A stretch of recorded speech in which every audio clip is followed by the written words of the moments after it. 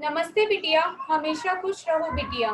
My self doctor Aarti Purohit, associate professor, department of pathology, faculty of homoeopathic sciences, Jyoti Vidyapeeth, women's university. Our today's topic of concern is pathology and homeopathy part 2. Correlation of pathology and homeopathy. In the first lecture we have discussed the different authors' view. Now we will correlate the pathology with homeopathy. There are always controversies regarding the importance of the knowledge of pathology among homeopaths. When we administer a drug to the healthy individual, it produces certain symptoms which cannot be seen, cannot be smelled, and cannot be touched, but can only be described by the patient. These are called the subjective symptoms. Besides these, certain other systemic changes are produced which can be determined by physical examination.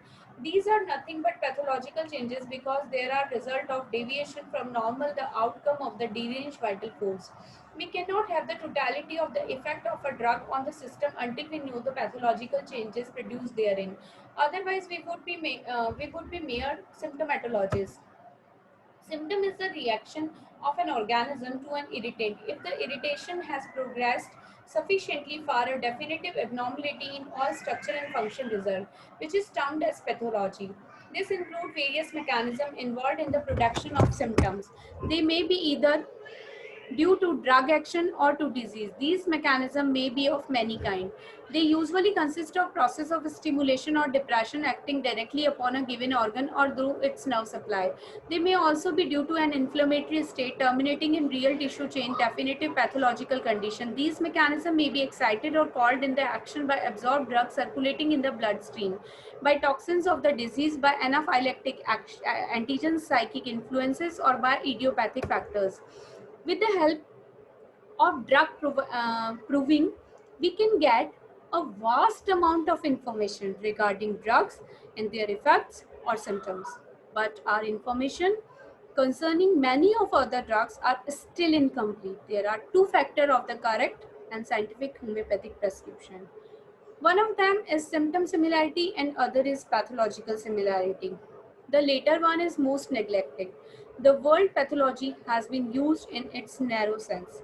The prescription should include within its pathogenesis the symptoms of the disease and the pathology.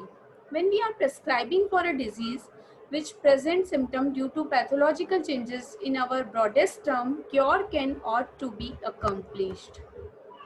It is not incompatible with the Hahnemann theory to consider the pathology in our prescribing. Hahnemann tells us in the Organon that complete expression of every symptom is that of sensation, location, and modality.